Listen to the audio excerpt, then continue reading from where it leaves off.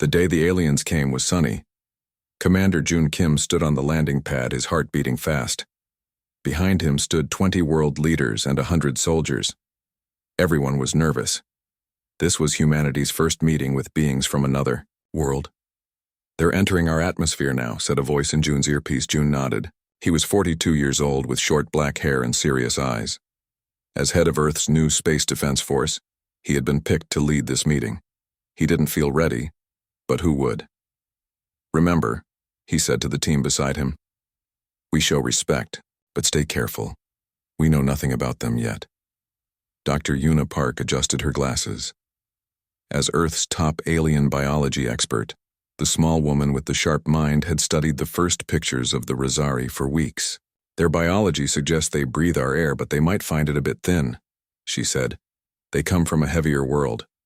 Next to her, Dr. Dae Lee, Earth's best language expert, held a special computer. He had spent months trying to understand the radio messages the aliens had sent. "Their language has patterns we can work with," he said. "The computer should help us talk to them." The sky rumbled. A silver ship, smooth like a teardrop, broke through the clouds. It was bigger than 3 football fields put together. Everyone went quiet as it floated down without making a sound. "Showtime," June whispered. The ship landed. For 2 minutes, nothing happened. Then a door opened in the side and a ramp extended down. The aliens walked out slowly. There were 5 of them. They walked on 2 legs like humans but were taller, about 7 feet high. Their skin was pale blue, and they had 4 arms each. Their heads had no hair, and their eyes were large and black. They wore silver suits that seemed to move like water. The one in front wore extra markings on its suit. It raised its top right hand in what looked like a greeting. "I am High Minister Althax of the Rosari Collective," it said in a deep, rumbling voice. The words came out of a small device on its chest, translating its clicks and whistles into English. "We come in peace and friendship to Earth." June stepped forward. "I am Commander Jun Kim of Earth. On behalf of all humans, we welcome you to our world." As June spoke these practiced words, he noticed something strange. Behind the lead alien, Althax, there seemed to be a shadow that didn't match the sunlight. It moved slightly, even though the alien stood still. June blinked, thinking it was just his eyes playing tricks. "We bring gifts of knowledge and technology," Althax said. "We have watched your world for some time and believe our peoples can help each other." The shadow behind Althax seemed to grow darker. June could now see it had a shape, tall and thin, with long arms that seemed to reach around the aliens' shoulders. But the shadow wasn't touching the ground like a normal shadow would. June forced himself to focus on the meeting. For the next hour, both sides spoke careful, friendly words. The aliens said they came from a star system 60 light years away. They had been traveling between stars for thousands of years. They had met 12 other intelligent species and had peaceful trade with all of them. As they talked, June kept seeing the shadows. Each alien had at least 1, and the leader had 3. The shadows moved like smoke, but had solid-looking parts, too. They seemed to whisper in the aliens' ears sometimes, though June couldn't hear anything. When the meeting ended, both sides agreed to set up a special building where they could meet regularly over the next year. The aliens would share some of their technology, and humans would teach them about Earth's cultures. Later that night, in a secure room under the landing site, Earth's leaders met to discuss what had happened. "They seem peaceful enough," said the president of the United European Alliance. "Their offer to help with our climate problems could save millions of lives. But why are they really here?" asked the Chinese premier. "No one travels 60 light years just to be nice." June sat quietly, thinking about the shadows. Should he mention them? Would everyone think he was crazy? He decided to test the waters. "Dr. Yuna," he said, "did you notice anything unusual about the aliens' appearance? Any shadows or shapes around them?" Yuna looked confused. "Shadows? No, nothing like that. Their biology is fascinating enough without shadows." "Why do you ask?" Just curious about their physical properties, June said quickly. Light seems to interact strangely with their skin. The meeting continued for hours. They decided to accept the aliens' offers, but keep watching them carefully. June was put in charge of all future meetings with the Rosari. 3 weeks later, June sat across from Ulthax in the new meeting building. Large windows showed the countryside around them. 5 humans and 5 Rosari were discussing trade agreements. We can offer improved solar technology that will triple your energy production, Ulthax was saying. The shadows were clearer to June now. He could see features on them, long, thin faces with no eyes but many mouths. The largest shadow behind Ulthax leaned forward and seemed to whisper something. Right after that, Ulthax added, "In exchange, we would like mining rights on your moon." Dr. Day, who was taking notes, frowned. That wasn't mentioned before. June watched as the shadow moved its long fingers through Ulthax's head, like it was touching the alien's brain. Ulthax's eyes went blank for a second before he spoke again. "It is a small request for such valuable technology. The materials we need are not useful to humans." That night, June couldn't sleep. He kept seeing the shadows in his mind. Were they real or was he imagining things? He decided to test his theory. The next day, he brought a special camera to the meeting. When no one was looking, he took pictures of the Rosari. Later, he checked the photos. The aliens were there, but the shadows weren't. "I'm losing my mind," he muttered. Over the next 3 months, the Rosari shared amazing technology. They helped humans build better solar panels, showed them new medicines, and offered to take some humans to visit nearby stars. But June noticed patterns. Every time a shadow whispered to a Rosari, the alien would make a request that gave them more access to Earth's resources or information systems. And the shadows were getting more solid-looking, more active. One day, after a long meeting, Dr. Yuna found June staring out a window. "You've been acting strange for months," she said. "What's going on?" June took a deep breath. "If I tell you something crazy, will you promise to just listen?" Yuna nodded. "I see things around the Rosari," he said slowly.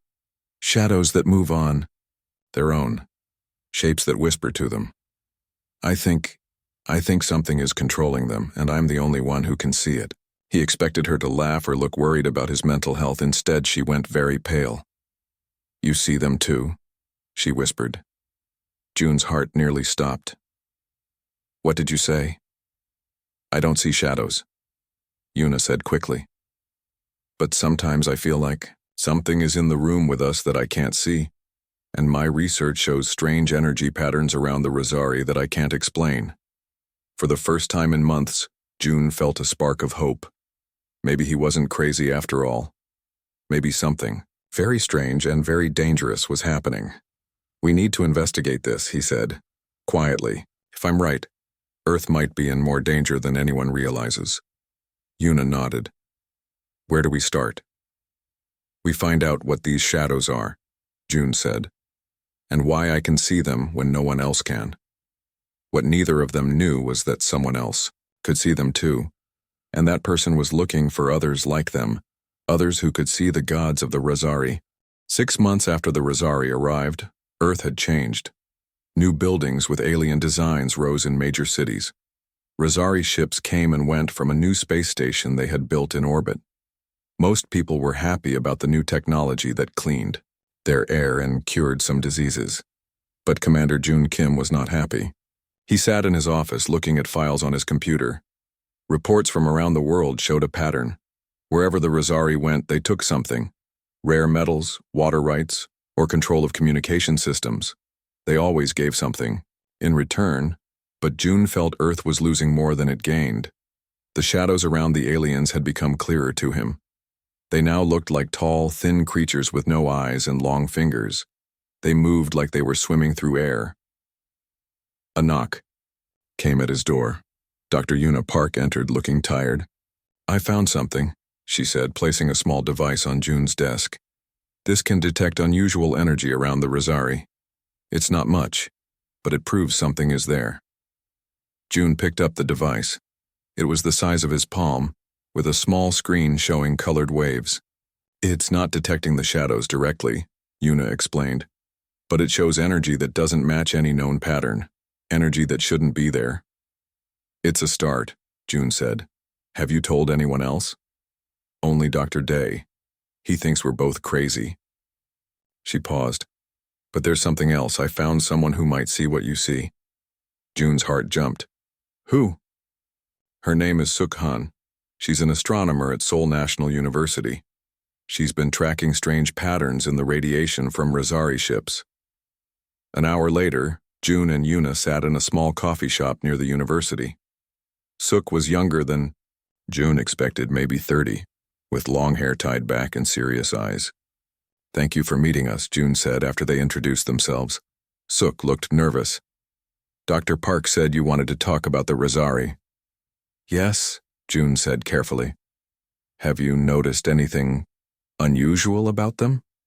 Suk stirred her coffee for a long time before answering. If I tell you, will you think I'm crazy? No, June said. I promise. Suk took a deep breath. There are things around them, like shadows, but not shadows. They move on their own. They seem to talk to the aliens. June and Yuna exchanged looks. June felt relief wash over him. He wasn't alone. I see them too, he said quietly. I've been seeing them since the first day. Suk's eyes widened. Really? I thought I was losing my mind. No one else can see them. Dr. Park can't see them either, June explained, but she's found a way to detect their energy. The three talked for hours. Suk had first noticed the shadows 3 months ago when a Rosari ship visited her university. At first, she thought, it was just a trick of light. But then she saw them reach inside a Rosari's head during a lecture. After that, I started watching more carefully, she said. The shadows are always there, always whispering, and after they whisper, the Rosari often change what they're saying or doing. We need to find out what these things are, Yuna said, and why only some people can see them. The next week, they set up a secret lab in the basement of Yuna's research building. They found 10 more people who could see the shadows, all humans from different countries and backgrounds. What connected them? Why could they see what others couldn't? Hyun Lee, a physicist who could see the shadows, had a theory. It might be genetic, he said. Something in our DNA that lets us perceive these beings. With Yuna's help, they tested everyone's DNA. Hyun was right. All 12 people who could see the shadows had a rare genetic marker, one that appeared in less than one person in 10,000. It's on chromosome 17, Yuna explained, showing them the test results. It's so rare that most genetic screenings don't even look for it. But what are these shadow things, asked Suk, and what do they want with the Rosari? Hyun had been working on special glasses that could help detect the shadows. I think they're not fully in our dimension, he said. They exist partly in another reality that overlaps with ours. Most humans can't perceive them, but our special gene lets us see across the barrier. Using Hyun's glasses and Yuna's sensors, they began collecting data. They noticed the shadows were most active during Rosari religious ceremonies, private events that the aliens had kept humans from observing. One day, Hyun burst into the lab, excited. I found records of the energy signature. Look at these. He showed them ancient human texts and images from different cultures. Cave paintings from 30,000 years ago, Egyptian hieroglyphs, medieval manuscripts, all showed tall, thin figures without eyes standing behind human leaders. These have appeared throughout human history, Hyun said, always near powerful people, always hidden. Our ancestors who had the gene must have seen them too. But why are they with the Rosari now? June asked. I have a theory, Suk said. I've been studying Rosari brainwave patterns. During their religious ceremonies, they produce a specific frequency. I think these entities feed on it somehow. Like psychic parasites, Yuna said. Yes, Suk agreed. And I think they've been with the Rosari for thousands of years. The aliens don't know they exist. They think they're worshipping gods, but they're really feeding these things. The implications were huge. If the shadow creatures had been controlling the Rosari for thousands of years, what was their plan for Earth? June needed proof others would believe. The 12 of them could see the shadows, but how could they convince the world's leaders? Their chance came unexpectedly. The Rosari announced they wanted to build a massive structure in Earth's orbit, a gate to help ships travel faster between stars. They said it would bring great benefits to Earth. But when June saw the plans, alarm bells rang in his head. The gate's design would give the Rosari control over who could leave Earth's orbit, and it required huge amounts of rare materials that would drain Earth's resources. During a meeting about the gate, June watched in horror as 3 shadow beings surrounded High Minister Ulthax. They reached their long fingers into his head, and the Rosari's eyes went blank for several seconds.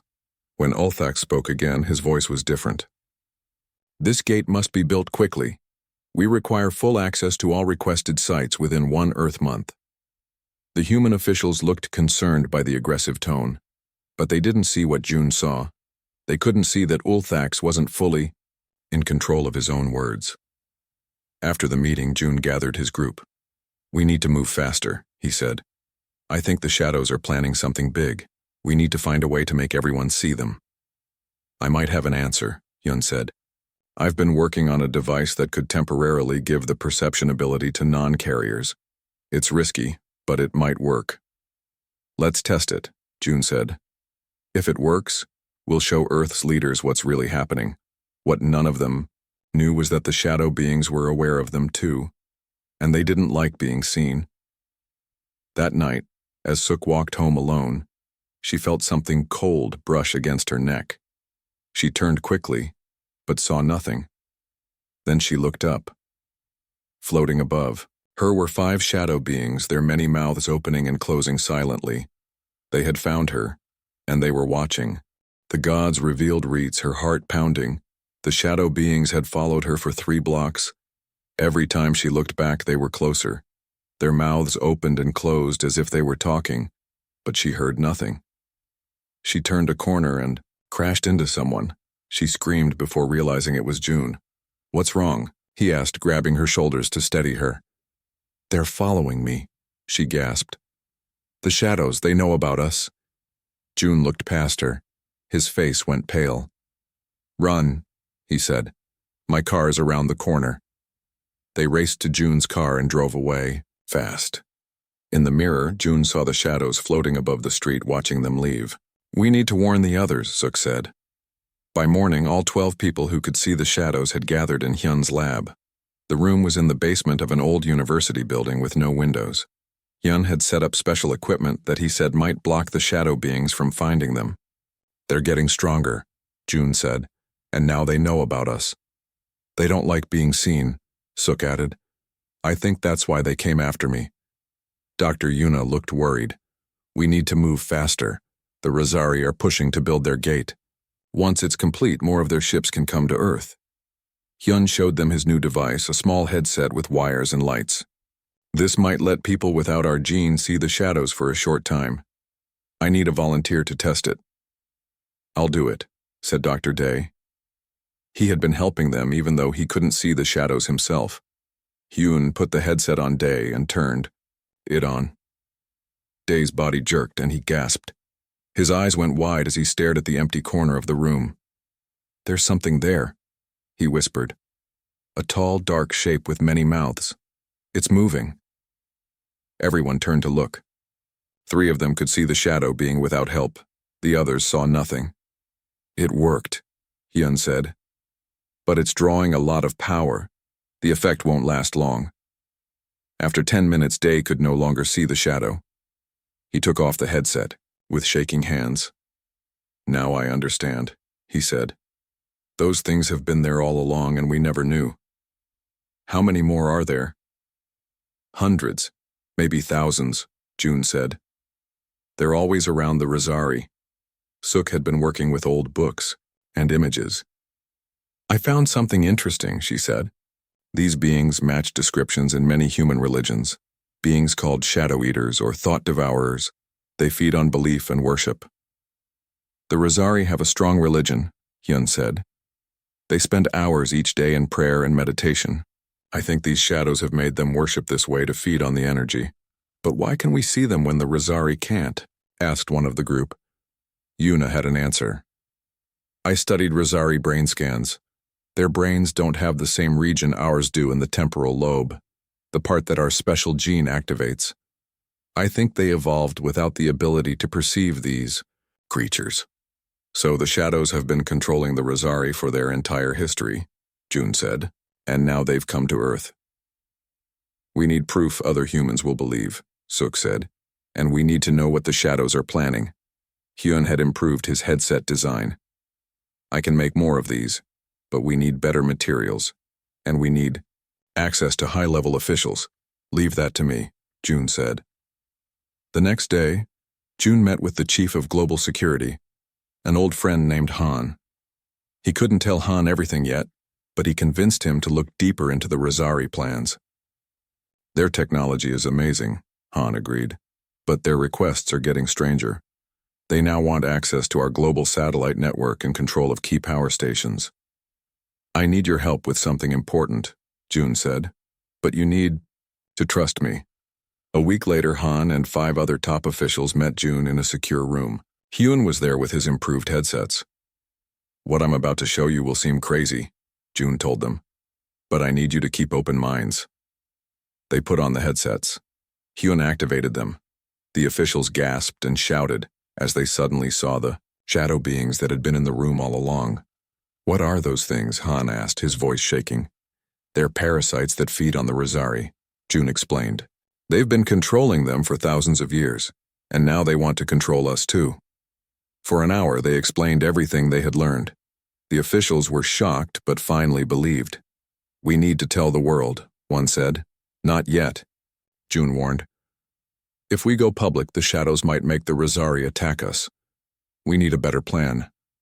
They decided to secretly monitor the Rosari more closely. Hyun would make more headsets for key leaders around the world. 2 days later, the Rosari called an emergency meeting. High Minister Olthax announced that a fleet of 50 more Rosari ships was coming to Earth to help complete the gate. During the meeting, June watched in horror as shadow beings filled the room. There were more than ever before, and they seemed excited. They moved from Rosari to Rosari, whispering into their ears. Then June noticed something new. Some shadows were trying to reach into the heads of the human officials. Most couldn't connect, but with one older man, a shadow's fingers went slightly into his skull. The man suddenly said, "We should give the Rosari what they want. The gate will bring great benefits to Earth." June realized with terror that the shadows were learning to control humans too. After the meeting, he gathered his group again. "We're running out of time," he said. "The shadows are trying to control humans now, and more Rosari are coming." "I've been thinking," Suk said. "What if we could make the Rosari see the shadows? If they knew they were being controlled, they might fight back." "Is that possible?" Yuna asked. Hyun nodded slowly. "Maybe. The headsets work on humans. If we adjusted them for Rosari biology, they might work on them too. But what would happen if they saw their gods were really parasites?" Dee asked. "It could destroy their entire civilization. Everything they believe would be a lie." "It's still better than letting the shadows take over Earth," June said. "We need to try." They worked day and night to modify a headset for Rosari use. Yuna's knowledge of Rosari biology was crucial. Finally, they had a prototype. "Now we need to test it on a Rosari," Hyun said. "That won't be easy," June said. "They're always surrounded by guards now." "I have an idea," Suk said. "The Rosari have been asking to see our astronomical data. I could invite one to my observatory." The plan was set. Suk would invite a Rosari scientist to see her work. They would test the headset there, away from other Rosari. What they didn't know was that the shadows were gathering. More arrived with each new Rosari ship. Soon there would be thousands on Earth, and they were preparing for something big. The day before their plan was to start, June got an urgent call from Han. "The Rosari have moved up their schedule," Han said, his voice tense. "They're starting construction on the gate tomorrow. And something else, their ships are positioning themselves above major cities around the world." "It's happening," June said. The invasion has already begun. Their time had run out. They had to act now, or Earth would fall to creatures most humans couldn't even see. June gathered his team at the emergency command center under the city. Military officers rushed around them, preparing for what might come next. World leaders were meeting by video to discuss the Rosari ships now hovering over major cities. We can't wait any longer, June told his team. The Rosari have called for a special meeting tonight with Earth's top leaders. They say it's to discuss the final agreements for the Gate project. But we know it's more than that, Suk said. The shadows are getting ready for something big. Yoon held up the modified headset they had made for the Rosari. We've only got one chance to use this. We need to get it on Ulthax during the meeting. How? Asked Yuna. The Rosari guards check everything now.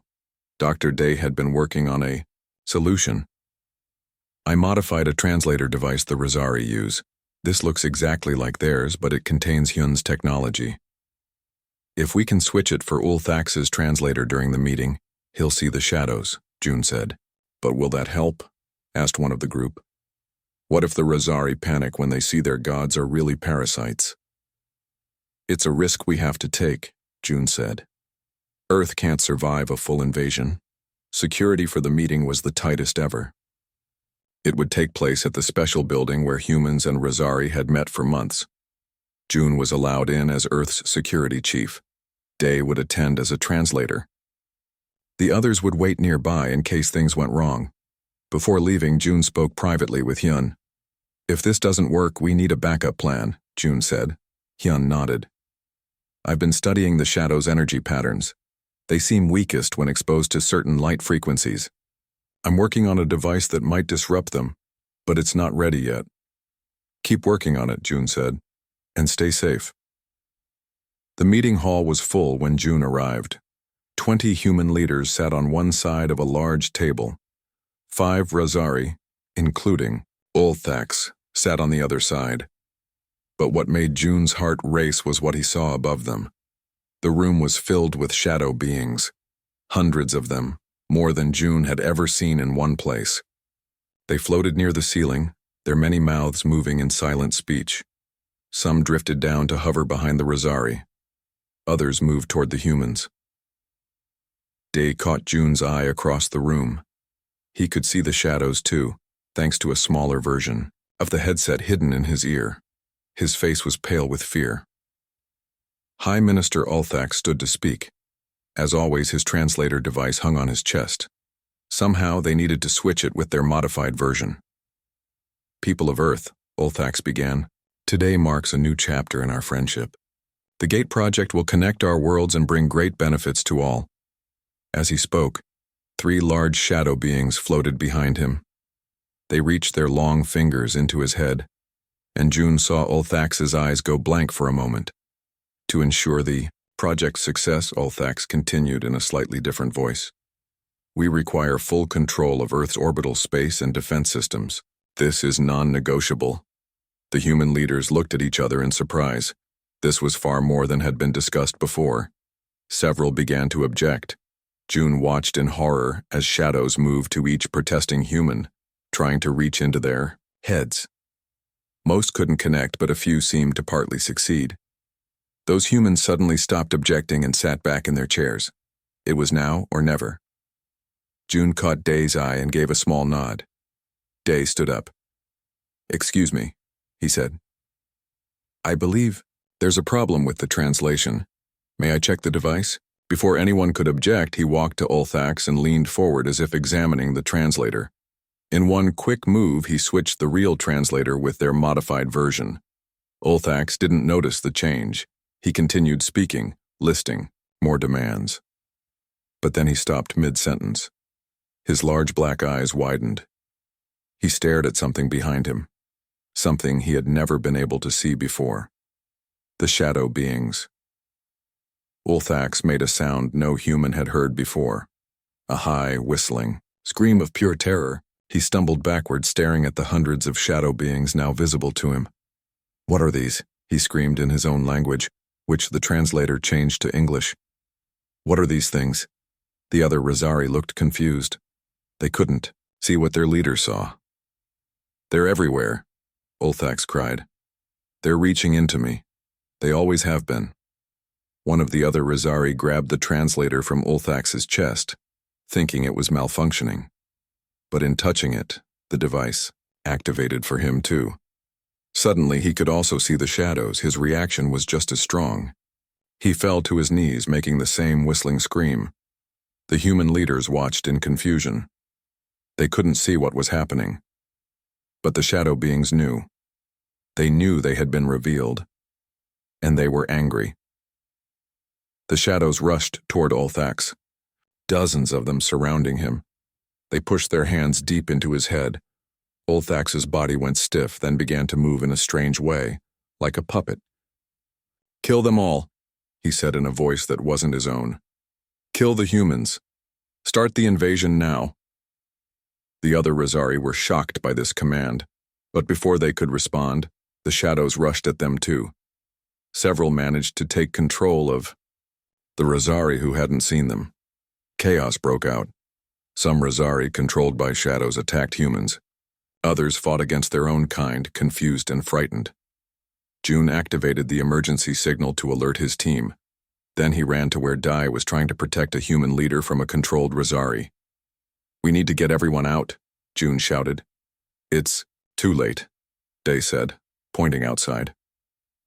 Through the windows they could see Rizari ships firing energy weapons at the city. The invasion had begun. Han burst into the room with armed soldiers. "The Rizari are attacking all major cities," he shouted. "It's not the Rizari," June tried to explain. "It's the shadows controlling them." But there was no time to explain fully. The building shook as something hit it from above. "Get to the basement," June ordered. "We have a safe room there." As they rushed through the hallways, June's phone rang. It was Hyun. "The disruptor is ready," Hyun said, "but it needs to be at the center of a large group of shadows to work. The meeting room is full of them," June said. "How big is this device?" "Too big to move quickly," Hyun said. "You need to bring the shadows to us." June thought quickly. "The Rizari ships are drawn to their leaders. If we take Ulthax to your lab, the ships and the shadows might follow." It was a desperate plan, but they had no other choice. June fought his way back to the meeting room. Ulthax was there, still under the control of the shadows, ordering the attack through his communicator. With Han's help, June managed to knock Ulthax unconscious. They carried him to a waiting vehicle. "Get him to Hyun's lab," June told Han. "I'll try to help the others." As Han drove away with Ulthax, June saw shadow beings flow out of the building, following the Rizari leader like a dark river in the sky. The plan was working, but would Hyun's device actually stop the shadows? And even if it did, was it already too late to save Earth? June looked at the burning city around him and made a decision. He would fight until his last breath to free both humans and Rizari from these parasites that had fed on them for too long. The real war had just begun. The sky over the city glowed red with fires. Rizari ships hovered between tall buildings firing energy weapons. People ran through the streets trying to find safety. It was the same in cities all over the world, but one small hope remained. Han drove at high speed through empty streets with Ulthax unconscious in the back seat. Above the car, a stream of shadow beings followed like a dark cloud. These parasites would not let their most important puppet escape. In Hyun's underground, lab preparations were almost complete. Hyun, Yoona-suk, and others worked on a large machine that filled the center of the room.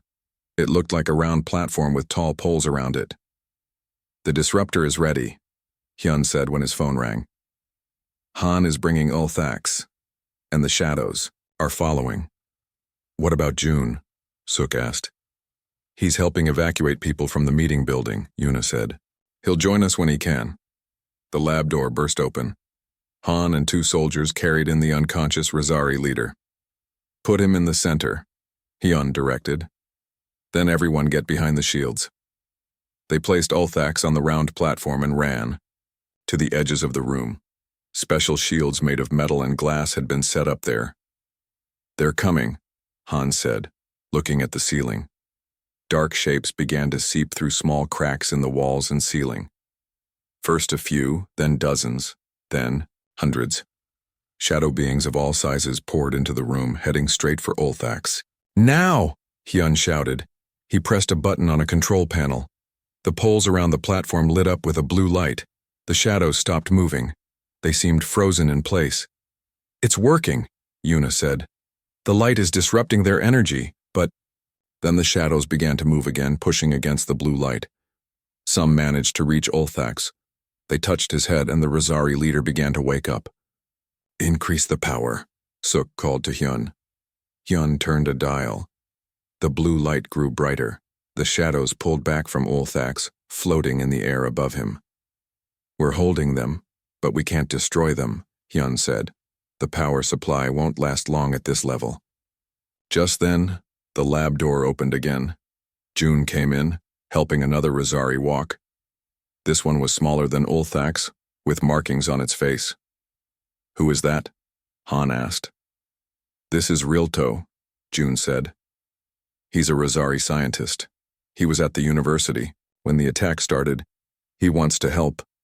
Rilto looked around the room, seeing nothing but empty air above Olthax. He couldn't see the shadows without help. "Your leader is controlled by creatures you cannot see," June explained to him. "They have been controlling your people for thousands of years." "How can I help if I cannot see them?" Rilto asked. Hyun held up another headset. "With this." Rilto hesitated, then put on the headset. When Hyun turned it on, the Rosari scientist froze.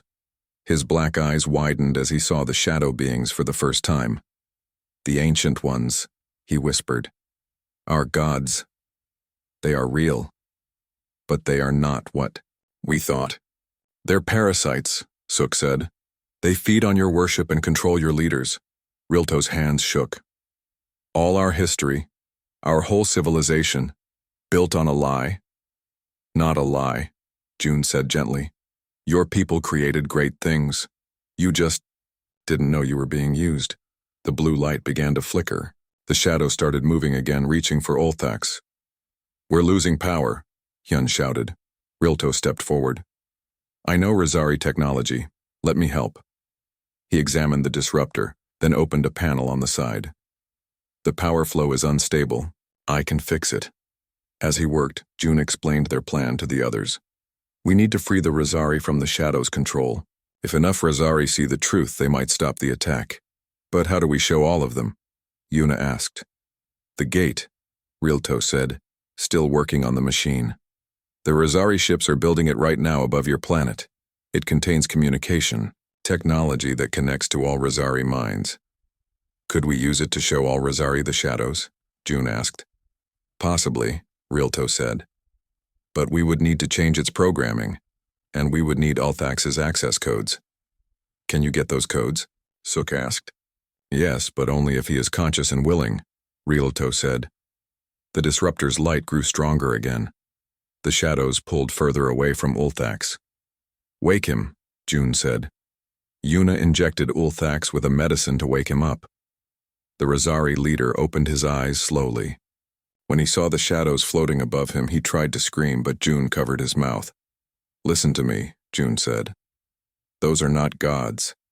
They're parasites that have been controlling you and your people. We can free you, but we need your help." Olthax's eyes moved from the shadows to June, then to Rilto. Slowly he nodded. For the next hour they worked together. Olthax gave his access codes. Rilto and Hyun modified the disruptor. Their plan was to connect it to the gate's communication system, then send the shadow-seeing technology to every Rosari at once. Outside, the battle continued. The blue light kept the shadows in the lab from escaping, but more shadow beings were controlling Rosari all over Earth. Finally, everything was ready. Olthax sent a message to all Rosari ships ordering them to connect to the gate's communication channel for an important announcement. "Will this work?" Han asked quietly. "If it doesn't, Earth is lost," June said. Hyun pressed a button. The disruptor sent its signal through the gate's channel. For a moment nothing happened. Then they heard it, a high whistling sound coming from outside. It grew louder and louder as thousands of Rosari across Earth and in orbit saw the shadow beings for the first time. On screens in the lab, they watched as Rosari ships stopped firing. Some Rosari fought against shadow-controlled ones. Others simply stood still, staring at horrors they had never seen before. The shadow beings reacted with fury. They tried to take control of more Rosari, but now that the Rosari could see them, they fought back. And with each Rosari that broke free, the shadows grew weaker. "It's working," Sook said. "The Rosari are fighting the shadows." In the lab, the trapped shadows grew desperate. They pushed harder against the blue light. Cracks appeared in the floor beneath the disruptor. "The power core is overloading," Hyun warned. "We need to shut it down." "No," said a voice. It was Ulthax. "Keep it running. I will help." The Rosari leader walked back onto the platform right into the center of the trapped shadows. "What are you doing?" June called. "Fixing a mistake," Ulthax said. "My people worshipped these things for too long. It ends now." He pulled a small device from his suit and pressed it against the disruptor. Energy flowed from his device into the machine. The blue light turned white, so bright it hurt to look at. The shadows began to break apart. Their dark bodies twisted and split. They made no sound, but June could feel their pain and anger as they were torn from this world. The white light grew to fill the room. Everyone had to close their eyes. When they opened them again, the shadows were gone. But so was Ulthax. Only, a small pile of dust remained on the platform. "He sacrificed himself," Rilto said quietly. "He used his life energy to power the final pulse." Outside, the same thing was happening across Earth. The shadow beings were being destroyed or forced back to their own dimension. Rosari, who had been controlled, were free again. In orbit, the half-built gate collapsed as the shadows that had designed it vanished. 3 days later, the fighting had stopped. Rosari and human leaders met again, this time with special headsets so everyone could see if any shadows remained. "We owe you a great debt," a new Rosari leader told the humans. "You freed us from chains we never knew we had." "What will your people do now?" June asked. "Rebuild," the Rosari said. "Find our own path without the whispers of false gods. It will not be easy. We can help each other," Sook suggested. "Both our species know what it's like to be targets of these creatures." In the weeks that followed, a new alliance formed. Humans with the special gene became valued diplomats who could detect any shadow beings that might return. Rosari scientists worked with humans to develop better detection technology. And deep in space, at the edge of the solar system, Hyun and Rialto built a special station. It was designed to watch for any sign of the shadow dimension opening again. "Do you think they'll come back?" Rialto asked as they finished the station. "Maybe," Hyun said. "But next time we'll be ready." As their ship headed back to Earth, they passed a memorial built in orbit where the gate had been. It showed a human hand and a Rosari hand joined together, pushing back the darkness. Beneath it were words in both languages. "To those who helped us see, the universe had changed. Humans had shown they had a power few species possessed, the power to see beyond the veil, to recognize the true faces of gods, and that power had saved 2 worlds." The end.